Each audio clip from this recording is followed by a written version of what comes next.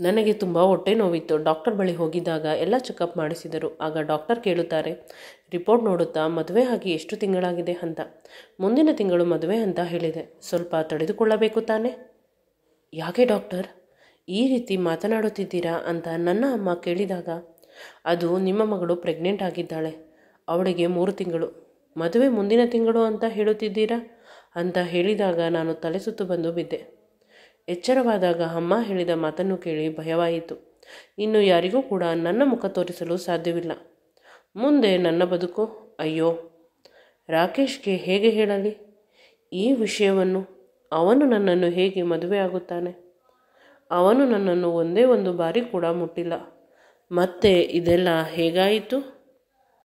ನನ್ನ ಹೆಸರು ಕಾವ್ಯ, ಅಮ್ಮನ ಮುದ್ದಿನ ಮಗಳು. ಅಪ್ಪನಿಗೆ ನಾನೆಂದರೆ ಇಷ್ಟವಿಲ್ಲ, ಏಕೆಂದರೆ ಅವರಿಗೆ ಗಂಡು ಮಕ್ಕಳೆಂದರೆ ತುಂಬ ಇಷ್ಟ. ನಾನು ಚಿಕ್ಕವಳಾದ ದಿನದಿಂದಲೂ ಕೂಡ ಅಪ್ಪ ಎಂದೂ ಕೂಡ ನನ್ನನ್ನು ಪ್ರೀತಿಸಿಲ್ಲ. ನನಗೆ ಇರುವ 2 ಅಣ್ಣಂದಿರನ್ನು ಮಾತ್ರ ತುಂಬ ಪ್ರೀತಿಯಿಂದ ಕಾಳಜಿಯಿಂದ ನೋಡಿಕೊಳ್ಳುತ್ತಿದ್ದರು. ಮೊದಲು ನನಗೆ ಎಲ್ಲರ ರೀತಿ ನನಗೂ ಕೂಡ ಅಪ್ಪ ಬೇಕು, ಅಪ್ಪನ ಪ್ರೀತಿ ಬೇಕು ಅಂತ ಹಂಬಲಿಸುತ್ತಿದ್ದೆ. ಆದರೆ ದಿನಗಳು ಕಳೆದಂತೆ ಅಪ್ಪ ಮಾಡುತ್ತಿದ್ದ ಕೆಲಸಗಳಿಂದ ಬೇಸತ್ತು ನಾನು ಸುಮ್ಮನಾಗುತ್ತಿದ್ದೆ. ತುಂಬ ಅವಮಾನ ಮಾಡುತ್ತಿದ್ದರು. ಮನೆಗೆ ಯಾರೇ ನೆಂಟರು ಬರಲಿ, ಯಾವುದೇ ಆಗಲಿ, ನನಗೆ ಅವಮಾನ ಮಾಡುತ್ತಿದ್ದರು. ನಾನು ದುಡ್ಡನ್ನು ಖರ್ಚು ಮಾಡುವ ಹಾಗಿಲ್ಲ, ಇವಳ ಮದುವೆಗಾಗಿ ಕೂಡಿ ಇಡಬೇಕು, ಇವಳು ಗಂಡು ಮಗುವಾಗಿದ್ದರೆ ಎಷ್ಟು ಚೆನ್ನಾಗಿ ಇರುತ್ತಿತ್ತು. ಅಪ್ಪ ಅಮ್ಮನು ಕಷ್ಟಪಡಬಾರದು ಅಂತ ನಾನು ಚೆನ್ನಾಗಿ ಓದಿದೆ. ಒಂದು ಒಳ್ಳೆಯ ಕೆಲಸಕ್ಕೆ ಸೇರಿಕೊಂಡೆ. ತಿಂಗಳಿಗೆ 50,000 ಸಂಬಳ ಬರುತ್ತದೆ. ಇನ್ನೂ ಕೂಡ ಕೆಲಸಕ್ಕೆ ಸೇರಿಲ್ಲ. ನನ್ನ 2 ಅಣ್ಣಂದಿರು. ಆದರೂ ಕೂಡ ಅಪ್ಪ ಅವರನ್ನು ಪ್ರೀತಿಯಿಂದ ನೋಡಿಕೊಳ್ಳುತ್ತಾರೆ. ನಾನು ಇಷ್ಟೊಂದು ಸಂಬಳ ತೆಗೆದುಕೊಂಡು ಹೋದರೂ ಕೂಡ ನನ್ನ ಮೇಲೆ ಪ್ರೀತಿ ಇಲ್ಲ. ಎಷ್ಟು ಸಂಬಳ ಬಂದರೂ ಕೂಡ ಇನ್ನೊಬ್ಬರ ಮನೆಗೆ ಹೋಗುವವಳು. ಸಂಬಳ ಬಂದರೆ ನಿನ್ನ ಗಂಡನಿಗೆ ಖುಷಿಯಾಗುತ್ತದೆ, ನಮಗೆ ಅದರಿಂದ ಯಾವುದೇ ರೀತಿಯ ಉಪಯೋಗವಿಲ್ಲ ಅಂತ ಯಾವಾಗಲೂ ಅಪ್ಪ ತುಂಬ ಖಾರವಾಗಿ ಮಾತನಾಡುತ್ತಿದ್ದರು. ಅದರಿಂದ ನನಗೆ ತುಂಬ ನೋವಾಗುತ್ತಿತ್ತು. ಸಂಬಂಧಿಕರೆಲ್ಲ, ನಿಮ್ಮ ಮಗಳು ಎಷ್ಟು ಚೆನ್ನಾಗಿದ್ದಾಳೆ, ದೇವಲೋಕದ ಅಪ್ಸರೆ ರೀತಿ ಇದ್ದಾಳೆ, ಅದೃಷ್ಟ ಮಾಡಿದ್ದೀರಿ ಇಷ್ಟು ಚಂದದ ಮಗಳನ್ನು ಪಡೆಯಲು ಅಂತ ಪ್ರತಿ ಬಾರಿ ಹೇಳಿದರು. ಆದರೂ ಕೂಡ ಅಪ್ಪ ಒಪ್ಪುತ್ತಿರಲಿಲ್ಲ. ಇವಳು ನಮ್ಮ ಪಾಲಿನ ಅದೃಷ್ಟ ದೇವತೆಯಲ್ಲ, ದರಿದ್ರ ದೇವತೆ. ಇವಳಿಗಾಗಿ ಅಷ್ಟು ಖರ್ಚು ಮಾಡಿದ್ದೇನೆ, ಇಷ್ಟು ಖರ್ಚು ಮಾಡಿದ್ದೇನೆ ಅಂತ ಹೇಳುತ್ತಾರೆ. ನನ್ನ ಬಗ್ಗೆ ತಿಳಿಯದವರು ತಲೆ ಅಲ್ಲಾಡಿಸಿಕೊಂಡು ಹೊರಟು ಹೋಗುತ್ತಿದ್ದರು. ಆದರೆ ನನ್ನ ಬಗ್ಗೆ ತಿಳಿದಿರುವ ಹತ್ತಿರದ ಸಂಬಂಧಿಕರಾಗಲಿ ಅಥವಾ ಅಕ್ಕಪಕ್ಕದ ಮನೆಯವರಾಗಲಿ ಅಪ್ಪ ಈ ರೀತಿ ಹೇಳಿದಾಗ ಒಪ್ಪುತ್ತಿರಲಿಲ್ಲ. ಏಕೆಂದರೆ ಅವರು ಎಲ್ಲವನ್ನು ಕಣ್ಣಿಂದ ನೋಡಿದ್ದರು. ಕೆಲವರು ಅಪ್ಪನನ್ನು ಬೈದುಕೊಂಡು ಹೋಗುತ್ತಿದ್ದರು. ಇನ್ನು ಕೆಲವರು, ಈ ಮನುಷ್ಯ ಇದೇ ರೀತಿ ತಲೆಕೆಟ್ಟವನು, ನೀನು ಬೇಸರ ಮಾಡಿಕೊಳ್ಳಬೇಡ ಅಂತ ಹೇಳಿ ಹೋಗುತ್ತಿದ್ದರು. ನನಗೆ ಈಗ ಸಂಬಳ 1 ಲಕ್ಷದ ಮೇಲೆ ಬರುತ್ತದೆ. ಎಲ್ಲ ದುಡ್ಡನ್ನು ಸೇವಿಂಗ್ಸ್ ಮಾಡಿ 20 ಲಕ್ಷಕ್ಕಿಂತ ಜಾಸ್ತಿ ಆಗಿದೆ. ಅಂದರೆ ನನ್ನ ಮದುವೆಯನ್ನು ನಾನೇ ಮಾಡಿಕೊಳ್ಳಬಹುದು. ಈ ವಿಷಯವನ್ನು ಅಪ್ಪ ತಿಳಿದಾಗ ಸ್ವಲ್ಪ ಸಮಾಧಾನದಿಂದ ಉಸಿರಾಡಿದರು.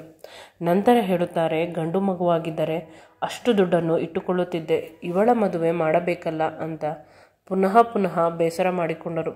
ಆ 20 ಲಕ್ಷ ಅನ್ಯಾಯವಾಗಿ ಖರ್ಚಾಗುತ್ತದೆ ಅಂತ ನಾನು ತೀರಿಸಿಕೊಳ್ಳುತ್ತೇನೆ ಅಂದೆ. ಮದುವೆ ಆದ ಮೇಲೆ ಸ್ವಲ್ಪ ಸಂಬಳವನ್ನು ನಿಮ್ಮ ಕೈಗೆ ಕೊಡುತ್ತೇನೆ, ಅಲ್ಲ ಅರ್ಧ ಸಂಬಳವನ್ನು ಕೊಡುತ್ತೇನೆ, ಯಾವುದೇ ಕಾರಣಕ್ಕೂ ಯೋಚಿಸಬೇಡಿ ಅಂತ ಅಮ್ಮನ ಬಳಿ ಹೇಳಿದೆ. ಅಪ್ಪನಿಗೆ ಕೇಳಿಸುವಂತೆ ಅಪ್ಪ ಸ್ವಲ್ಪ ಸಮಾಧಾನ ಪಟ್ಟರು ಅಂತ ಅನಿಸುತ್ತದೆ. ಈಗ ನನ್ನ ಮದುವೆಗಾಗಿ ಹುಡುಗನನ್ನು ಹುಡುಕುತ್ತಿದ್ದಾರೆ. ಹುಡುಗ ನಮ್ಮ ಮನೆಯ ಹತ್ತಿರವೇ ಇರಬೇಕು, ಹೋಗಿ ಬರಲು ಅಂತ. ಅಣ್ಣಂದಿರು ಕೂಡ ನನ್ನನ್ನು ತುಂಬ ಪ್ರೀತಿಯಿಂದ ನೋಡಿಕೊಳ್ಳುತ್ತಾರೆ. ಅವರಿಗೆ ನಾನೆಂದರೆ ಪ್ರಾಣ. ಇರುವುದು ಒಬ್ಬಳೇ ತಂಗಿ ಅಲ್ಲವೇ, ನನ್ನ ಬದುಕಿಗೆ ಅವರೇ ಆಧಾರ. ಕೊನೆಗೆ ಅಣ್ಣನ ಗೆಳೆಯ ಕಿರಣ್ ನನ್ನನ್ನು ಮದುವೆಯಾಗಲು ಒಪ್ಪಿಕೊಂಡ. ಅವನನ್ನು ನಾನು ಚಿಕ್ಕಂದಿನಿಂದ ನೋಡಿದ್ದೇನೆ. 1-2 ಬಾರಿ ಮಾತನಾಡಿಸಿರಬಹುದು, ನಾನು ಅಷ್ಟೇ. ನಾನು ಯಾರ ಜೊತೆ ಜಾಸ್ತಿ ಮಾತನಾಡುತ್ತಿರಲಿಲ್ಲ. ಅಪ್ಪ ಯಾವಾಗಲೂ ನನ್ನನ್ನು ಶಾಪಗ್ರಸ್ತಳು ಅನ್ನುವ ರೀತಿ ನೋಡುತ್ತಾ ಇದ್ದಿದ್ದರಿಂದ ಬೇಸರವಾಗಿ ನನ್ನ ಲೋಕದಲ್ಲಿ ಇರುತ್ತಿದ್ದೆ. ಈಗ ಬದುಕಿನಲ್ಲಿ ಬಣ್ಣ ಬಂದಿದೆ, ಚೆನ್ನಾಗಿದೆ. ಅಪ್ಪ ನನ್ನ ಕಡೆ ಸ್ವಲ್ಪ ಚೆನ್ನಾಗಿ ನೋಡುತ್ತಿದ್ದಾರೆ. ಹುಡುಗ ಕೂಡ ಸೆಟ್ ಆಗಿದ್ದಾನೆ, ನನ್ನನ್ನು ತುಂಬ ಪ್ರೀತಿಸುತ್ತಾನೆ. ಕಿರಣ್ ಹೂ ಮುಡಿಸುವ ಶಾಸ್ತ್ರವಾಯಿತು. ಕಿರಣ್ ನನ್ನ ಜೊತೆ ಮಾತನಾಡಬೇಕು ಅಂತ ಹೇಳಿ ನನ್ನನ್ನು ರೆಸಾರ್ಟ್ಗೆ ಕರೆದುಕೊಂಡು ಹೋಗಿದ್ದ. ಅದು ಕೂಡ ಅಪ್ಪನ ಪರ್ಮಿಷನನ್ನು ತೆಗೆದುಕೊಂಡು. ಅಪ್ಪ ಅವನು ಏನು ಹೇಳಿದರೂ ಒಪ್ಪಿಕೊಳ್ಳುತ್ತಾರೆ. ಏಕೆಂದರೆ ಅವನು ಆಗರ್ಭ ಶ್ರೀಮಂತರ ಮಗ. ದುಡ್ಡಿಗೆ ಇರುವ ಬೆಲೆ ಪ್ರೀತಿ ವಿಶ್ವಾಸಕ್ಕೆ ಇಲ್ಲ ಅಂತ ಅಂದುಕೊಂಡು ಸುಮ್ಮನಾದೆ. ಮೊದಲು ಕಿರಣ್ ಜೊತೆ ಹೊಂದಿಕೊಂಡು ಹೋಗಲು ನನಗೆ ಕಷ್ಟವಾಗುತ್ತಿತ್ತು. ಇದೇ ಮೊದಲ ಹುಡುಗ ನನ್ನ ಬದುಕಿನಲ್ಲಿ. ಅವನು ನನ್ನ ಕೈ ಮುಟ್ಟಿದಾಗ ಕಾರಿನಲ್ಲಿ ಸ್ವಲ್ಪ ಭಯವಾಯಿತು. ನಾನು ಬೆಚ್ಚಿದೆ. ಅವನು ಆಶ್ಚರ್ಯವಾಗಿ, ನಾನು ಮದುವೆ ಆಗುತ್ತೇನೆ, ಅಷ್ಟೊಂದು ಹೆದರಿಕೊಳ್ಳುವ ಅವಶ್ಯಕತೆ ಏನು ಅಂತ ಹೇಳಿದ. ನಾನು ಹೌದಲ್ಲವೇ ಅಂತ ಅಂದುಕೊಂಡು ಸಮಾಧಾನ ಮಾಡಿಕೊಂಡೆ. ನನ್ನ ಕೆನ್ನೆಗೆ ನನಗೆ ತಿಳಿಯದ ಹಾಗೆ ಮುತ್ತು ಕೊಟ್ಟ. ನಾನು ಭಯದಿಂದ ಮನೆಗೆ ಹೋಗುತ್ತೇನೆ ಅಂತ ಅಳಲು ಶುರು ಮಾಡಿದೆ. ಆಗ ಅವನು ನನ್ನನ್ನು ಚಿಕ್ಕ ಮಕ್ಕಳನ್ನು ಸಮಾಧಾನ ಮಾಡುವ ರೀತಿ ಸಮಾಧಾನ ಮಾಡಿದ. ನೀನು ನನ್ನನ್ನು ಮದುವೆ ಆಗುವವಳು, ಇದೆಲ್ಲ ಸಹಜ. ನಾನು ಎಂದಿಗೂ ಕೂಡ ನಿನ್ನ ಕೈಯನ್ನು ಬಿಡುವುದಿಲ್ಲ. 7 ಜನ್ಮಕ್ಕೂ ನೀನೇ ನನ್ನವಳು. ನನಗೆ ನೀನು, ನಿನಗೆ ನಾನು. ನಿನ್ನ ಮೇಲೆ ಪ್ರೀತಿ ಜಾಸ್ತಿ ಅಂತ ಹೇಳುವಾಗ ನಾನು ಸ್ವಲ್ಪ ಎಮೋಷ್ನಲ್ ಆದೆ. ನನ್ನನ್ನು ಯಾವಾಗಲೂ ಇಷ್ಟೊಂದು ಯಾರೂ ಪ್ರೀತಿಸಿರಲಿಲ್ಲ. ಒಬ್ಬರು ಪ್ರೀತಿಸುತ್ತಾರೆ ಅಂತ ಆಶ್ಚರ್ಯವಾಯಿತು. ಆಗ ಅವನು ನನ್ನನ್ನು ಗಟ್ಟಿಯಾಗಿ ತಬ್ಬಿಕೊಂಡು ಹಣೆಗೆ ಮುತ್ತು ಕೊಟ್ಟ. ಅವನ ಅಪ್ಪುಗೆ ಬಿಸಿ ನನಗೆ ತುಂಬ ಇಷ್ಟವಾಯಿತು. ಪದೇ ಪದೇ ಬೇಕು ಅಂತ ಅನ್ನಿಸಲು ಶುರುವಾಯಿತು. ಅಮ್ಮನನ್ನು ಬಿಟ್ಟರೆ ಇದೇ ಮೊದಲು ಒಬ್ಬ ಮನುಷ್ಯ ಈ ರೀತಿ ಇರುವುದು. ನನ್ನ ಜೊತೆ ನಾವಿಬ್ಬರು ರೆಸಾರ್ಟ್ನಲ್ಲಿ ಸ್ವಲ್ಪ ಕ್ವಾಲಿಟಿ ಟೈಮನ್ನು ಕಳೆದು. ಅವರ ರೆಸಾರ್ಟ್ ತುಂಬ ಸುಂದರವಾಗಿತ್ತು. ಪ್ರಾಣಿ ಪಕ್ಷಿಗಳು ಕೂಡ ಇತ್ತು ಅಲ್ಲಿ. ನನಗೆ ಇಷ್ಟವಾದ ವಿಧ ವಿಧ ಅಡುಗೆಯನ್ನು ಮಾಡಿಸಿದ್ದರು. ಇದೇ ಮೊದಲ ಬಾರಿ ನನ್ನ ಇಷ್ಟವನ್ನು ಕೂಡ ಒಬ್ಬರು ಪೂರೈಸಿದ್ದು. ನಾನು ಅಂದುಕೊಂಡೆ, ಇನ್ನು ನನ್ನ ಬದುಕು ಸರಿಯಾದ ಟ್ರ್ಯಾಕಲ್ಲಿ ಹೋಗುತ್ತಿದೆ. ಕಿರಣ್ ನನ್ನನ್ನು ತುಂಬ ಪ್ರೀತಿಸುತ್ತಾನೆ. ಇನ್ಯಾವುದೇ ರೀತಿಯ ಯೋಚನೆ ಇಲ್ಲ. ಅಪ್ಪನೂ ಕೂಡ ಸರಿ ಹೋಗುತ್ತಾರೆ. ಅವರಿಗೆ ದುಡ್ಡೆಂದರೆ ತುಂಬ ಇಷ್ಟ. ಕಿರಣ್ ಬಳಿ ತುಂಬ ದುಡ್ಡಿದೆ. ನಾನು ಕೂಡ ಕೆಲಸಕ್ಕೆ ಹೋಗುತ್ತೇನೆ. ಈ ರೀತಿ ಹಲವು ಯೋಚನೆಗಳನ್ನು ಮಾಡುತ್ತಿದ್ದೆ. ಆ ಯೋಚನೆಗಳ ಬಗ್ಗೆ ನನ್ನನ್ನು ಮನೆಗೆ ಕರೆತಂದ. ಪ್ರತಿದಿನ ಫೋನ್ ಮಾಡುತ್ತಿದ್ದ. ನಾನು ಕೂಡ ಮಾತನಾಡುತ್ತಿದ್ದೆ. ಆಫೀಸ್ನಲ್ಲೂ ಕೂಡ ತುಂಬ ಖುಷಿಯಾಗಿ ಕೆಲಸ ಮಾಡುತ್ತಿದ್ದೆ. ಬದುಕು ಚೆನ್ನಾಗಿ ನಡೆದುಕೊಂಡು ಹೋಗುತ್ತಿದ್ದೆ. ಇನ್ನು 15 ದಿನ ಮಾತ್ರ ಬಾಕಿ ಇದೆ ಅಂತ ಅಂದುಕೊಂಡಾಗ ನನಗೆ ಸುಸ್ತು, ಸಂಕಟ ಆಗುತ್ತಿದೆ. ವಾಮಿಟ್ ಬರುತ್ತಿದೆ. ಹೊಟ್ಟೆ ನೋವು ಜಾಸ್ತಿ ಆಗುತ್ತಿದೆ. ನಂತರ ಎಲ್ಲ ಟೆಸ್ಟ್ಗಳನ್ನು ಮಾಡಿಸಿದೆ. ಡಾಕ್ಟರ್ ಹೇಳಿದರು. ರಿಪೋರ್ಟನ್ನು ನೋಡುತ್ತಾ, ಮದುವೆಯಾಗಿ ಎಷ್ಟು ತಿಂಗಳಾಯಿತು ಅಥವಾ ಎಷ್ಟು ವರ್ಷವಾಯಿತು ಅಂತ ಕೇಳಿದರು. ನಾನು ಕೇವಲ 15 ದಿನದಲ್ಲಿ ಮದುವೆ ಇದೆ ಅಂತ ನಾಚಿಕೆಯಿಂದ ಹೇಳಿದೆ. ಆಗ ಡಾಕ್ಟರ್ ಕೂಡ ಬೇಸರದಿಂದ, ಸ್ವಲ್ಪ ದಿನ ತಡೆಯಬಹುದಿತ್ತು ಅಲ್ಲವೇ ಮಗಳೇ ಅಂತ ಹೇಳಿದರು. ಏನಾಯಿತು ಅಂತ ಭಯದಿಂದ ಅಮ್ಮ ಡಾಕ್ಟರನ್ನು ಕೇಳಿದಾಗ, ಡಾಕ್ಟರ್ ಹೇಳುತ್ತಾರೆ, ನಿಮ್ಮ ಮಗಳಿಗೆ 3 ತಿಂಗಳಾಗಿದೆ, ಪ್ರೆಗ್ನೆಂಟ್. ಇನ್ನೊಂದು ಬಾರಿ ಟೆಸ್ಟ್ ಮಾಡಿ ಅಥವಾ ಇವಳದೇನಾ ರಿಪೋರ್ಟ್ ಅಂತ ಹೇಳಿದರು. ತುಂಬ ಸಲ ಪರೀಕ್ಷೆ ಮಾಡಿದ್ದೇನೆ. ಇದು ನಿಮ್ಮ ಮಗಳ ರಿಪೋರ್ಟ್, ಎಕ್ಸ್ಚೇಂಜ್ ಆಗಿಲ್ಲ ಅಂತ ಹೇಳಿದಾಗ ನಾನು ಭಯದಿಂದ ಕೆಳಗೆ ಕುಸಿದೆ. ಏಕೆಂದರೆ ಕೇವಲ ಮುತ್ತಿಗೆ ಮಗು ಆಗುತ್ತದೆಯಾ? ಕಿರಣ್ ನನ್ನ ಕೆನ್ನೆಗೆ ಮುತ್ತು ಕೊಟ್ಟಿದ್ದಾರೆ. 1-2 ಬಾರಿ ತಬ್ಬಿಕೊಂಡಿರಬಹುದು ಅಷ್ಟೇ. ಕೇವಲ ಅದಕ್ಕೆ ಮಗು ಹೇಗೆ ಆಗಲು ಸಾಧ್ಯ? ಕೆಳಗೆ ಕುಸಿದೆ. ಏಕೆಂದರೆ ನನ್ನ ಬದುಕು ಸಂಪೂರ್ಣವಾಗಿ ಹಾಳಾಗಿ ಹೋಯಿತು. ಇನ್ನು ಪ್ರಪಂಚಕ್ಕೆ ಹೇಗೆ ಮುಖ ತೋರಿಸಲಿ ಅಂತ ಭಯವಾಗುತ್ತಿದೆ. ಅಮ್ಮ ನನ್ನ ಕೆನ್ನೆಗೆ ಏಟನ್ನು ಹೊಡೆದಳು. ನಾನು ಜೋರಾಗಿ ಅಳಲು ಶುರು ಮಾಡಿದೆ. ನಮ್ಮಿಬ್ಬರ ಪರಿಸ್ಥಿತಿಯನ್ನು ನೋಡಿ ಡಾಕ್ಟರ್, ಪರವಾಗಿಲ್ಲ, ತಪ್ಪು ಎಲ್ಲರೂ ಮಾಡುತ್ತಾರೆ. ಮನುಷ್ಯ ಅಂದ ಮೇಲೆ ತಪ್ಪು ಮಾಡುತ್ತಾನೆ, ಅದನ್ನು ಸರಿ ಮಾಡಿಕೊಳ್ಳಬಹುದು. ಮದುವೆ ಆಗುವ ಹುಡುಗನ ಜೊತೆ ಮಾತನಾಡು. ಅವನೇನಾದರೂ ಈ ಮಗುವನ್ನು ಒಪ್ಪಿಕೊಳ್ಳುವುದಾದರೆ ಅವನ ಜೊತೆಗೆ ಮದುವೆ ಆಗು. ಇಲ್ಲವಾದರೆ ಈ ಮಗುವಿನ ಅಪ್ಪ ಯಾರು? ಅವನ ಜೊತೆ 1 ಬಾರಿ ಡಿಸ್ಕಸ್ ಮಾಡು ಅಂತ ಹೇಳಿದಾಗ ನಾನು ಅಳುತ್ತಾ, ಇಲ್ಲ ಮೇಡಮ್, ನನಗೆ ಯಾರ ಜೊತೆ ಕೂಡ ಫಿಸಿಕಲ್ ರಿಲೇಷನ್ ಇಲ್ಲ. ಆಗ ಮೇಡಮ್ ಇನ್ನೊಂದು ಬಾರಿ ಟೆಸ್ಟ್ ಮಾಡಿಸಿದರು. ಆಗಲೂ ಕೂಡ ಪ್ರೆಗ್ನೆನ್ಸಿ ಪಾಸಿಟಿವ್ ಬಂತು. ನನ್ನ ಸಿಂಪ್ಟಮ್ಸ್ ಕೂಡ ಅದೇ ರೀತಿ ಇದೆ. ಸುಸ್ತು, ವಾಂತಿ, ವಿಚಿತ್ರವಾಗಿ ದೇಹವೆಲ್ಲ ಸಂಕಟ ಪಡುತ್ತಿದ್ದೇನೆ. ನಾನು ಹೋಗಿ ಮಲಗಿದೆ. ಮನೆಗೆ ಹೋಗಿ ಕಣ್ಣು ಮುಚ್ಚಿದರೆ ಕಿರಣ್ ಅವರ ಪಿಸುದನಿ, ಅವರು ನನ್ನ ಕೆನ್ನೆಗೆ ಕೊಟ್ಟ ಮುತ್ತು ಅದೇ ನೆನಪಾಗುತ್ತಿದೆ. ಮಗು ಹೇಗೆ, ಅದು ಇನ್ನೂ ಕೂಡ ಅರ್ಥವಾಗುತ್ತಿಲ್ಲ. ಕಿರಣ್ ಬಿಟ್ಟು ಯಾರ ಜೊತೆಗೂ ಕೂಡ ನನಗೆ ಅಂಥ ಒಡನಾಟ ಇಲ್ಲ. ಆಫೀಸ್ನಲ್ಲಿ ನಾನು ಹುಡುಗರ ಜೊತೆ ಅಷ್ಟೊಂದು ಮಾತನಾಡುವುದಿಲ್ಲ. ಜೋರಾಗಿ ಅಳುತ್ತಿದ್ದೆ ಬಾಗಿಲನ್ನು ಹಾಕಿಕೊಂಡು. ಅಮ್ಮ ಊಟ ಮಾಡಲು ಕರೆದರೂ ಕೂಡ ಹೋಗಿಲ್ಲ. ಬದುಕಿನಲ್ಲಿ ಎಲ್ಲ ಮುಗಿದು ಹೋಗಿದೆ ಅಂತ ಅಂದುಕೊಂಡೆ. ಸ್ವಲ್ಪ ಸುಖ ಬಂದಿತ್ತು. ಎಲ್ಲ ಸರಿ ಹೋಗುತ್ತದೆ ಅಂತ ಅಂದುಕೊಂಡು ಒಳ್ಳೆಯ ಕನಸನ್ನು ಕಾಣುತ್ತಿದ್ದೆ. ಎಲ್ಲ ಮುಗಿದು ಹೋಯಿತು. ಕಿರಣ್ ಇನ್ನು ನನ್ನನ್ನು ಬಿಟ್ಟು ಹೊರಟು ಹೋಗುತ್ತಾನೆ. ಅವನು ನನ್ನನ್ನು ಅಸಹ್ಯ ಪಟ್ಟುಕೊಳ್ಳುತ್ತಾನೆ. ಅಣ್ಣಂದಿರೂ ಕೂಡ ನಮಗೆ ಮೋಸ ಮಾಡಿದೆ ಅಂತ ನಮ್ಮ ಮೇಲೆ ಬೇಸರ ಮಾಡಿಕೊಳ್ಳುತ್ತಾರೆ. ಈ ರೀತಿ 10 ಹಲವು ಯೋಚನೆಗಳ ತಲೆ ಹಿಡಿಯುತ್ತಿತ್ತು. ನಾನು ಪ್ರೆಗ್ನೆಂಟ್ ಅನ್ನುವ ವಿಷಯಕ್ಕಿಂತ ಹೆಚ್ಚಾಗಿ ನನಗೆ ಸುತ್ತಮುತ್ತ ಇರುವ ಜನರನ್ನು ಹೇಗೆ ಕನ್ವಿನ್ಸ್ ಮಾಡಬೇಕು ಅನ್ನುವ ವಿಷಯವೇ ತಿಳಿಯುತ್ತಿಲ್ಲ. ಅಬಾರ್ಷನ್ ಮಾಡಿಸಿಕೊಂಡು ಬಿಡು ಅಂತ ಅಮ್ಮ ಹೇಳಿದಳು. ಆ ಮಾತು ಕಿವಿಯಲ್ಲಿತ್ತು. ರಾತ್ರಿ ಎಲ್ಲ ತುಂಬ ಕಷ್ಟಪಟ್ಟೆ. ತುಂಬ ಯೋಚಿಸಿದ ನಂತರ ಅನಿಸಿತು, ಯಾವುದೇ ಕಾರಣಕ್ಕೂ ಮಗುವನ್ನು ಅಬಾರ್ಷನ್ ಮಾಡಿಸಲೇಬಾರದು ಅಂತ. ಏಕೆಂದರೆ ಈ ಮಗು ನನ್ನದು. ಅದರ ಅಪ್ಪನ ಅವಶ್ಯಕತೆ ಇಲ್ಲ. ನಾನು ಇಂಡಿಪೆಂಡೆಂಟ್. ಅದಕ್ಕಾಗಿ ಈ ದೇಶವನ್ನು ಬಿಟ್ಟು ಹೊರಟು ಹೋಗುತ್ತೇನೆ ಅಂತ ಯೋಚಿಸಿದೆ. ಬೆಳಿಗ್ಗೆ ಆಫೀಸ್ಗೆ ಹೋಗಿ ಸರ್ ಬಳಿ ಕೇಳಿದ್ದೆ. ಸರ್, ನನ್ನ ಮದುವೆ ಕ್ಯಾನ್ಸಲ್ ಆಯಿತು. ವಿದೇಶಕ್ಕೆ ಹೋಗಬೇಕು ಅಂತ ಅಂದುಕೊಂಡಿದ್ದೇನೆ. ನಿಮ್ಮ ಆಫೀಸ್ನಿಂದ ಏನಾದರೂ ಫಾರಿನ್ನಲ್ಲಿ ಕೆಲಸ ಮಾಡುವ ಪ್ರಪೋಸಲ್ ಇದ್ದರೆ ಪ್ಲೀಸ್ ಅದಕ್ಕೆ ನನ್ನನ್ನೇ ಆಯ್ಕೆ ಮಾಡಿ ಕಳಿಸಿ. ನಾನು ತುಂಬ ನಿಷ್ಠೆಯಿಂದ ಮಾಡುತ್ತೇನೆ. ಇಲ್ಲಿ ಎಲ್ಲರನ್ನೂ ನಾನು ಫೇಸ್ ಮಾಡಲು ಸಾಧ್ಯವಿಲ್ಲ ಅಂತ ಅಳುತ್ತಾ ಹೇಳಿದೆ. ಕಿರಣನ್ನು ನೋಡದೆ, ಅವನ ಜೊತೆ ಜಾಸ್ತಿ ಮಾತನಾಡದೆ ನಾನು ಈ ದೇಶವನ್ನು ಬಿಟ್ಟು ಹೊರಟು ಹೋಗಲು ನಿರ್ಧರಿಸಿದೆ. ಎಂಗೇಜ್ಮೆಂಟ್ ಆದ ದಿನದಿಂದಲೂ ಕೂಡ ಅವನಿಗಿಂತ ಹೆಚ್ಚಾಗಿ ನಾನು ಅವನನ್ನು ಪ್ರೀತಿಸುತ್ತಿದ್ದೇನೆ. ನನ್ನ ಕನಸಿನ ರಾಜ ಅವನು. ಏನಾದರೂ ಪ್ರೀತಿಸಿ ಮದುವೆ ಆದರೆ ಚೆನ್ನಾಗಿರುತ್ತೆ. ಹೇಗೆ ಪ್ರೆಗ್ನೆಂಟ್ ಆದೆ ಅನ್ನುವುದು ಇನ್ನೂ ಕೂಡ ಪ್ರಶ್ನೆ. ಸದ್ಯದಲ್ಲಿ ನಾನು ನನ್ನ ಮಗುವನ್ನು ಉಳಿಸಿಕೊಳ್ಳಬೇಕು ಅಂತ ಯೋಚಿಸುತ್ತಿದ್ದೆ. ಸಡನ್ನಾಗಿ ಕಿರಣ್ ಫೋನ್ ಬಂತು. ಸೈಲೆಂಟಲ್ಲಿ ಇಟ್ಟೆ. ಕಟ್ ಮಾಡುವಷ್ಟು ಧೈರ್ಯ ಇರಲಿಲ್ಲ. ಪದೇ ಪದೇ ಅಮ್ಮ ಕೂಡ ಕಾಲ್ ಮಾಡಿ ಹೇಳಿದರು. ಫೋನ್ ಮಾಡಿ ನಿನ್ನ ಬಳಿ ಮಾತನಾಡಬೇಕು ಅಂತ ಹೇಳುತ್ತಿದ್ದಾನೆ. ನೀನು ನೋಡಿದರೆ ಫೋನನ್ನು ತುಂಬ ಭಯದಿಂದ ಸೈಲೆಂಟಲ್ಲಿ ಇಡುತ್ತಿದ್ದೀಯಾ? ಅಮ್ಮ, ನಾನು ಏನು ಮಾತನಾಡಲಿ, ಸ್ವಲ್ಪ ಬ್ಯುಸಿ ಇದ್ದೇನೆ ಅಂತ ಹೇಳಿದೆ. ಅಬಾರ್ಷನ್ ಏನು ಮಾಡಿದೆ ಅಂತ ಏನೋ ಅಮ್ಮ ಕೇಳುತ್ತಿದ್ದಳು. ನಾನು ಫೋನನ್ನು ಕಟ್ ಮಾಡಿದೆ. ಇವಳು ನನ್ನ ತಾಯಿಯಾದರೂ ಒಂದು ತಾಯಿಯನ್ನು ಎಷ್ಟು ಕೆಟ್ಟದಾಗಿ ನಡೆಸಿಕೊಳ್ಳುತ್ತಾಳೆ. ಕೇವಲ ಅವಳ ಮರ್ಯಾದೆಗಾಗಿ ಎಲ್ಲರೂ ಸ್ವಾರ್ಥಿಗಳು. ಬಹಳ ದೂರ ಇವರುಗಳನ್ನೆಲ್ಲ ನಾನು ಬಿಟ್ಟು ಹೊರಟು ಹೋಗುತ್ತೇನೆ ಅಂತ ಅಂದುಕೊಂಡೆ. ಅದೇ ರೀತಿ ಆಯಿತು. ನನ್ನನ್ನು ಕಳಿಸಲು ಅಮೆರಿಕಕ್ಕೆ ನನ್ನ ಸರ್ ಪ್ರಯತ್ನಿಸಿದರು. ಅದು ಬಹಳ ಬೇಗ ಕೂಡ ಆಯಿತು. ವೀಸಾ, ಪಾಸ್ಪೋರ್ಟ್ ಬಂದಿತ್ತು. ನಾನು ಇನ್ನು ಅಮೆರಿಕಕ್ಕೆ ಹಾರಬೇಕು. ಕಿರಣನ್ನು ಸಂಪೂರ್ಣವಾಗಿ ಅವಾಯ್ಡ್ ಮಾಡಿಬಿಟ್ಟೆ. ಇಂದು ಬಟ್ಟೆಯನ್ನು ಎಲ್ಲ ಪ್ಯಾಕ್ ಮಾಡಿಕೊಳ್ಳುತ್ತಿದ್ದೆ. ಆಗ ಅಮ್ಮ ಹೇಗೆ ಅಂತ ಕೇಳಿದಾಗ 2 ದಿನ ಹೈದರಾಬಾದ್ನಲ್ಲಿ ಕೆಲಸವಿದೆ, ಆ ನಂತರ ಬಂದು ಬಿಡುತ್ತೇನೆ. ಮದುವೆಯ ಸಮಯಕ್ಕೆ ಸರಿಯಾಗಿ ಅಬಾರ್ಷನ್ ಅಂತ ಕೇಳಿದರು. ಹೇಳುತ್ತೇನೆ ಅಮ್ಮ ಈ ವಿಷಯವನ್ನು ಅಂತ ಹೇಳಿ ಸುಮ್ಮನಾದೆ. ಅಪ್ಪ ಬೈಯುತ್ತಿದ್ದರು. ಈ ಸಮಯದಲ್ಲಿ ಹೈದರಾಬಾದ್ನ ವಿಷಯವನ್ನು ಹೇಗೆ ಒಪ್ಪಿಕೊಂಡಿದ್ದು ಅಂತ. ಯಾರೋ ಬಾಗಿಲನ್ನು ತುಂಬ ಜೋರಾಗಿ ಹೊಡೆಯುತ್ತಿದ್ದರು. ನಾನು ಹೋಗಿ ನೋಡಿದಾಗ ಬೆಚ್ಚಿದೆ. ಅದು ಬೇರೆ ಯಾರೂ ಅಲ್ಲ, ಕಿರಣ್. ತುಂಬ ಕಷ್ಟ ಆಗಿರುವ ರೀತಿ ಇದೆ. ಈ ವಿಷಯ ತಿಳಿದ ದಿನದಿಂದಲೂ ಕೂಡ ನಾನು ಒಂದೇ ಒಂದು ಬಾರಿ ಅವರ ಜೊತೆ ಮುಖ ಕೊಟ್ಟು ಮಾತನಾಡಲಿಲ್ಲ. ಧೈರ್ಯವಿಲ್ಲ.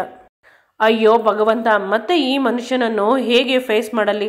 2 ದಿನ ಕಳೆದು ಹೋಗಿದ್ದರೆ ಎಲ್ಲ ಮುಗಿದು ಹೋಗುತ್ತಿತ್ತು. ಅವನನ್ನು ನೋಡಿದರೆ ಎಲ್ಲ ಸತ್ಯವನ್ನು ಹೇಳುತ್ತೇನೆ. ಅವನ ಮನಸ್ಸಿನಲ್ಲಿ ನನ್ನ ಬಗ್ಗೆ ಇರುವ ಪವಿತ್ರವಾದ ಭಾವನೆ ಕಹಿ ಆಗುತ್ತದೆ. ನಾನು ಅವನ ಕಹಿ ಭಾವನೆಯನ್ನು ಹೇಗೆ ಅರಗಿಸಿಕೊಳ್ಳಲಿ ಅಂತ ಕಣ್ಣೀರಾಕುತ್ತಿದ್ದೆ. ಕಿರಣ್ ಬಂದವನೇ ಜೋರಾಗಿ ಅಳಲು ಶುರು ಮಾಡಿದ. ಅಪ್ಪ ಅಮ್ಮನಿಗೆ ಈ ವಿಷಯ ಅರ್ಥವಾಗಿಲ್ಲ. ಆದರೆ ನಮ್ಮಿಬ್ಬರಿಗೆ ಪ್ರೈವಸಿ ಬೇಕು ಅಂತ ತಿಳಿದು ಅವರು ಹೊರಗಡೆ ಹೋದರು. ಅಪ್ಪ ಹೊರಗಡೆಯಿಂದ ಬಾಗಿಲನ್ನು ಹಾಕಿದರು. ಅವರಿಬ್ಬರ ಸಮಸ್ಯೆ ಅವರಿಬ್ಬರೇ ಪರಿಹರಿಸಿಕೊಳ್ಳಲಿ ಅಂತ ಅಮ್ಮನ ಬಳಿ ಹೇಳಿದ್ದು ಕೇಳಿಸಿತು. ಧರ್ಮ ಸಂಕಟ ನನಗೆ ಈಗ. ನನ್ನನ್ನು ಸೋಫಾ ಮೇಲೆ ಕೂರಿಸಿ ಕೆಳಗೆ ಕುಳಿತುಕೊಂಡು ಕಿರಣ್ ಕೈ ಹಿಡಿದುಕೊಂಡ. ಏನಾದರೂ ನನ್ನಿಂದ ತಪ್ಪಾಗಿದ್ದರೆ ಕ್ಷಮಿಸು. ನನ್ನನ್ನು ಹೀಗೆ ಏಕೆ ಅವಾಯ್ಡ್ ಮಾಡುತ್ತಿದ್ದೀಯಾ? ನೀನಿಲ್ಲದೆ ಒಂದೇ ಕ್ಷಣ ನನ್ನ ಕೈಯಲ್ಲಿ ಇರಲು ಸಾಧ್ಯವಿಲ್ಲ. ನನ್ನ ಪ್ರಾಣ ಅಂತ ಗಟ್ಟಿಯಾಗಿ ನನ್ನ ಕೈಯನ್ನು ಹಿಡಿದುಕೊಂಡು ಅವನ ಹಣೆಯ ಹತ್ತಿರ ಇಟ್ಟುಕೊಂಡ. ಏನೇ ವಿಷಯವಿದ್ದರೂ ನಾವಿಬ್ಬರು ಕುಳಿತುಕೊಂಡು ಬಗೆಹರಿಸಿಕೊಳ್ಳೋಣ. ಈ ರೀತಿ ನನ್ನನ್ನು ಬಿಟ್ಟು ಹೋಗಬೇಡ ಅಂತ ಬಗೆಬಗೆಯಾಗಿ ಕೇಳಿದ. ಆದರೆ ನನಗೆ ಅವನ ಮಾತಿನ ಮೇಲೆ ನಂಬಿಕೆ ಇರಲಿಲ್ಲ. ನಾನು ಪ್ರೆಗ್ನೆಂಟ್ ಅಂತ ಹೇಳಿದರೆ ಯಾರೂ ಕೂಡ ನನ್ನನ್ನು ಮದುವೆ ಆಗುವುದಿಲ್ಲ. ಈ ಮಗುವಿನ ಅಪ್ಪ ಇವನು ಕೂಡ ಅಲ್ಲ. ಏನು ಮಾಡಲಿ? ನನ್ನ ಬಾಯಲ್ಲಿ ಈಗಲೂ ಕೂಡ ಸತ್ಯ ಬರುತ್ತಿಲ್ಲ. ಕಿರಣ್, ನನಗೆ ಕಷ್ಟ ಕೊಡಬೇಡಿ. ನನ್ನನ್ನು ಹೋಗಲು ಬಿಟ್ಟು ಬಿಡಿ. ಕಾರಣ ಕೇಳಬೇಡಿ. ನೀವು ನನಗಿಂತ ಒಳ್ಳೆಯ ಹುಡುಗಿಯನ್ನು ನೋಡಿ ಮದುವೆಯಾಗಿ. ನಾನು ನಿಮ್ಮನ್ನು ಮದುವೆಯಾಗುವ ಯೋಗ್ಯತೆ ಇಲ್ಲ. ನನ್ನನ್ನು ಕ್ಷಮಿಸಿ ಅಂತ ಅವರ ಕಾಲನ್ನು ಹಿಡಿದುಕೊಂಡೆ.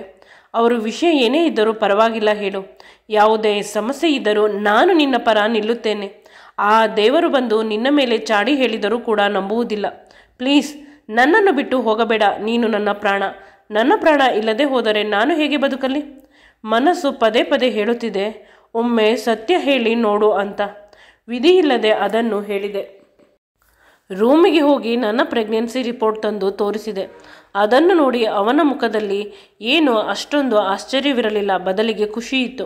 ನನ್ನನ್ನು ಗಟ್ಟಿಯಾಗಿ ತಬ್ಬಿಕೊಂಡು ನನ್ನ ಹಣೆಗೆ ಮುತ್ತು ಕೊಟ್ಟ. ಆಗ ನಾನು ಹೇಳಿದೆ, ನಾನು ಎಂದೂ ಕೂಡ ನಿನಗೆ ಮೋಸ ಮಾಡಿಲ್ಲ.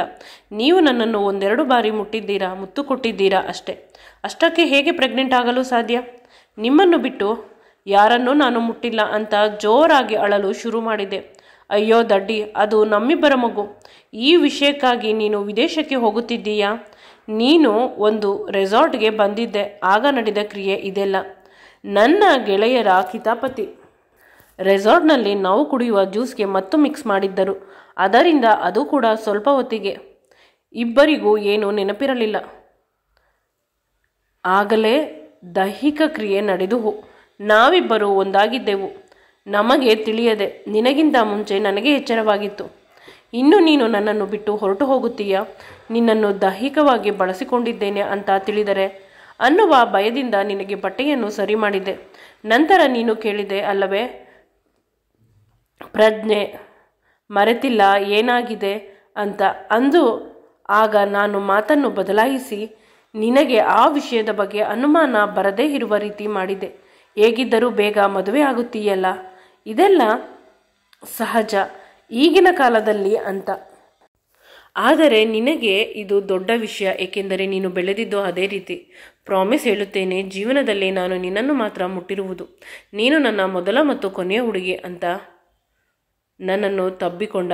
ಅದು ಹೇಗೆ ನನಗೆ ತಿಳಿಯದೆ ನನ್ನ ಜೊತೆ ದೈಹಿಕ ಕ್ರಿಯೆ ನಡೆಸಿದಿರಿ? ನೀವು ನನ್ನ ಜೊತೆ ಸುಳ್ಳು ಹೇಳುತ್ತಿರುವುದು ಅದು ನನಗೆ ಗೊತ್ತು ಅಂತ ಹೇಳಿದೆ. ಇಲ್ಲ, ನಿಜವಾಗಲೂ ಸತ್ಯ ಅಂತ ನನ್ನ ತಲೆಯ ಮೇಲೆ ಆಣೆ ಮಾಡಿ ಹೇಳಿದರು. ನಿಜ ಇರಬಹುದು ಅಂತ ಸ್ವಲ್ಪ ಹೊತ್ತು ನನಗೆ ಇದನ್ನು ಅರಗಿಸಿಕೊಳ್ಳಲು ಸಾಧ್ಯವಿಲ್ಲ. ಸ್ವಲ್ಪ ಹೊತ್ತು ಆ ದಿನವನ್ನು ನೆನಪಿಸಿಕೊಂಡೆ. ಅಂದು ನನ್ನ ಬಟ್ಟೆ ಏನೋ ಅಷ್ಟೊಂದು ಅಸ್ತವ್ಯಸ್ತವಾಗಿರಲಿಲ್ಲ. ಕಿರಣ್ ಎಲ್ಲ ಸರಿ ಮಾಡಿದ್ದರು. ಆದರೆ ತಲೆ ತುಂಬ ಭಾರವಾಗಿತ್ತು. ಗೋಡೆಗೆ ಹೊಡೆಯಬೇಕು ತಲೆಯನ್ನು ಅಂತ ಅನಿಸುತ್ತಿತ್ತು. ಆಗ ಅವರ ಕೈಯಾರೆ ನನಗೆ ಆರೈಕೆ ಮಾಡಿ ಸ್ವಲ್ಪ ಹೊತ್ತಿಗೆ ಎಲ್ಲ ಸರಿ ಹೋಗುವಂತೆ ಮಾಡಿದರು. ಅಂದು ತುಂಬ ಮುಖವನ್ನು ಕಪ್ಪಗೆ ಇಟ್ಟುಕೊಂಡಿದ್ದರೂ ಕೂಡ ಜಾಸ್ತಿ ಸೇವೆ ಮಾಡುತ್ತಿದ್ದರು. ಈಗ ಅನಿಸುತ್ತಿದೆ, ನನ್ನ ಜೊತೆ ಮಾಡಿದ ತಪ್ಪು ಕೆಲಸದಿಂದ ಅವರಿಗೆ ಗಿಲ್ಟಿತ್ತೇನೋ. ಆ ಗಿಲ್ಟಿಂದ ತುಂಬ ಕೇರ್ ಮಾಡುತ್ತಿದ್ದರು. ನೀವು ಹೇಳಬೇಕಲ್ಲವೇ ಅಂತ ಹೇಳಿದೆ. ಹೇಗೆ ಹೇಳಲಿ? ನಿನ್ನ ಕಣ್ಣುಗಳಲ್ಲಿ ಕಣ್ಣನ್ನಿಟ್ಟು ಮಾತನಾಡುವ ಶಕ್ತಿ ನನಗೆ ಈಗಲೂ ಕೂಡ ಇಲ್ಲ. ನೀನು ನಂಬಿಕೆಯಿಂದ ನನ್ನ ಜೊತೆ ಬಂದಿದ್ದೆ, ಆದರೆ ನನ್ನದೂ ಕೂಡ ತಪ್ಪಿಲ್ಲ. ನನಗೆ ಇದೆಲ್ಲ ತಿಳಿದಿದ್ದು ಪ್ರಜ್ಞೆ ಬಂದಾಗ. ಯಾವ ಪಾರ್ಟಿಗೆ ಹೋದರೂ ಅವರು ಇದೇ ರೀತಿ ಮಾಡುತ್ತಾರೆ.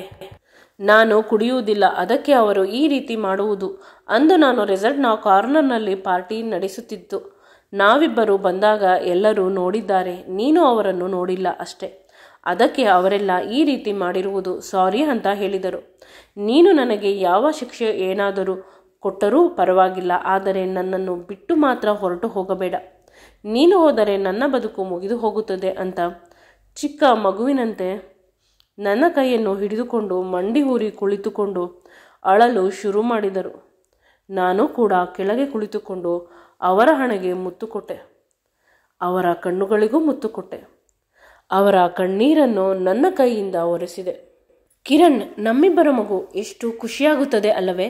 ಈ ವಿಷಯವನ್ನು ಕೇಳಿ ನೀವು ಅಪ್ಪ, ನಾನು ಅಮ್ಮ ಅಂತ ಜೋರಾಗಿ ನಗಲು ಶುರು ಮಾಡಿದೆ. ಆಗ ಕಿರಣ್, ನಿನಗೆ ಬೇಸರವಾಗಿಲ್ವೇ ನನ್ನಿಂದ ತಪ್ಪಾಯಿತು ಅಂತ? ಇಲ್ಲ, ನನಗೆ ಕ್ಲಾರಿಟಿ ಸಿಕ್ಕಿತು. ನಾನು ಜೀವನದಲ್ಲಿ ಅಪ್ಪ, ಅಮ್ಮ, ಅಣ್ಣಂದಿರನ್ನು ಬಿಟ್ಟರೆ ನಿಮ್ಮನ್ನೇ ತುಂಬ ಜಾಸ್ತಿ ಪ್ರೀತಿ ಮಾಡಿರುವುದು. ನಿಮ್ಮ ಮಗುವನ್ನು ನನ್ನ ಹೊಟ್ಟೆಯಲ್ಲಿ ಹೊತ್ತಿಕೊಂಡು ಬದುಕುವ ಸೌಭಾಗ್ಯ ನನಗೆ ಕರುಣಿಸಿದ್ದೀರಾ ಅಂತ ಅವರಿಗೆ ನನ್ನ ಕೃತಜ್ಞತೆ ಅರ್ಪಿಸಿದೆ. ಅವರು ಆಶ್ಚರ್ಯದಿಂದ ನನ್ನನ್ನು ನೋಡುತ್ತಿದ್ದರು. ಸ್ವಲ್ಪ ಹೊತ್ತಿಗೆ ನಮ್ಮ ಮಧ್ಯೆ ಇದ್ದ ಮಿಸ್ಅಂಡರ್ಸ್ಟ್ಯಾಂಡಿಂಗ್ ಕ್ಲಿಯರ್ ಆಯಿತು. ಬಹಳ ಬೇಗ ಇಬ್ಬರು ಮದುವೆ ಆದೆವು. ಮದುವೆ ಆದ 2 ತಿಂಗಳಿಗೆ ನನ್ನ ಪ್ರೆಗ್ನೆನ್ಸಿ ಅನೌನ್ಸ್ ಮಾಡಿದೆ. ಎಲ್ಲರೂ ಇಷ್ಟು ಬೇಗ ಪ್ಲ್ಯಾನಿಂಗ್ ಮಾಡಿಕೊಂಡಿಲ್ಲ ಅಂತ ಕೇಳಿದರು. ಆದರೆ ನಾವಿಬ್ಬರು ಮೊದಲ ಮಗು ಬೇಗ ಆಗಿಬಿಡಲಿ ಅಂತ ಯಾವುದೇ ಪ್ಲ್ಯಾನಿಂಗ್ ಮಾಡಿಲ್ಲ. ಈಗ ನನಗೆ 2 ತಿಂಗಳು ಅಂತ ಹೇಳಿದೆ. ಆಗಲೇ ನನಗೆ ಹೊಟ್ಟೆ ಮುಂದೆ ಬರುವ ರೀತಿ ಆಗಿತ್ತು. ಆದ್ದರಿಂದ ಲೂಸ್ ಬಟ್ಟೆಗಳನ್ನೇ ಹಾಕುತ್ತಿದ್ದೆ. ಈ ಸಂದರ್ಭದಲ್ಲಿ ಕಿರಣ್ ನನಗೆ ತುಂಬ ಸಹಾಯ ಮಾಡಿದರು. ಅವರು ಮತ್ತು ನಾನು ಹೈದರಾಬಾದಿನ ಅವರ ಮನೆಗೆ ಶಿಫ್ಟ್ ಆದೆವು. ಡೆಲಿವರಿ ಟೈಮ್ಗೆ ನನ್ನ ತಾಯಿಯನ್ನು ಅಲ್ಲಿಗೆ ಕರೆಸಿಕೊಂಡೆ. ನನ್ನ ತಾಯಿಯನ್ನು ಬಿಟ್ಟರೆ ಇನ್ಯಾರಿಗೂ ಕೂಡ ಈ ವಿಷಯ ಗೊತ್ತಿಲ್ಲ. ವಿಷಯ ಪ್ರಪಂಚಕ್ಕೆ ಗೊತ್ತಾದರೆ ಎಲ್ಲರೂ ಅವಮಾನ ಮಾಡುತ್ತಾರೆ. ತಮಗೆ ಇಷ್ಟ ಬಂದಂತೆ ನಮ್ಮನ್ನು ಜಡ್ಜ್ ಮಾಡುತ್ತಾರೆ. ಅದೃಷ್ಟವೆಂದರೆ ನನಗೂ ಮತ್ತು ಕಿರಣ್ಗೂ ಅವಳಿ ಜವಳಿ ಮಕ್ಕಳಾದವು. 1 ಗಂಡು ಮಗು 1 ಹೆಣ್ಣು ಮಗು. ಈಗ ಇನ್ನೂ ಖುಷಿಯಾಯಿತು ಇಬ್ಬರಿಗೂ. ಏಕೆಂದರೆ ಮದುವೆ ಆದ ದಿನದಿಂದಲೂ ಆದಷ್ಟು ನಾವಿಬ್ಬರು ದೂರವೇ ಇರುವುದು, ಮಗುವಿಗೆ ತೊಂದರೆ ಆಗುತ್ತದೆ ಅಂತ. ಇನ್ನು ದೂರ ಇರಲು ಆಗುವುದಿಲ್ಲ. 2 ಮಕ್ಕಳು ಆಗಿದೆ. ಇನ್ನು ನಮಗೆ ಮಕ್ಕಳ ಬಗ್ಗೆ ಯೋಚನೆ ಇಲ್ಲ. ನಮ್ಮಿಬ್ಬರ ಹೊಸ ಬದುಕನ್ನು ತುಂಬ ಆನಂದವಾಗಿ ಸುಮಧುರವಾಗಿ ಆರಂಭಿಸಿದೆವು. ಎಲ್ಲರ ಬದುಕು ಮಕ್ಕಳು ಹಾಕುವುದಕ್ಕಿಂತ ಮುಂಚೆ ಸುಂದರವಾಗಿರುತ್ತದೆ. ಆದರೆ ನಮ್ಮ ಬದುಕು ಮಕ್ಕಳಾದ ಮೇಲೆ ಸುಂದರ ಆಗಿದೆ. ಎಲ್ಲಕ್ಕಿಂತ ಹೆಚ್ಚಾಗಿ ಕಿರಣ್ ನನ್ನನ್ನು ಆರಾಧಿಸುತ್ತಾರೆ. ಅದು ನನ್ನ ಅದೃಷ್ಟ. ಅವರು ನನ್ನ ಗಂಡ ಆಗಿದ್ದು. ಈ ವಿಡಿಯೋ ನಿಮಗೆ ಇಷ್ಟವಾಗಿದ್ದಲ್ಲಿ ನನ್ನ ಚಾನಲನ್ನು ಲೈಕ್ ಮಾಡಿ, ಶೇರ್ ಮಾಡಿ ಮತ್ತು ಸಬ್ಸ್ಕ್ರೈಬ್ ಮಾಡಿ. Thank you.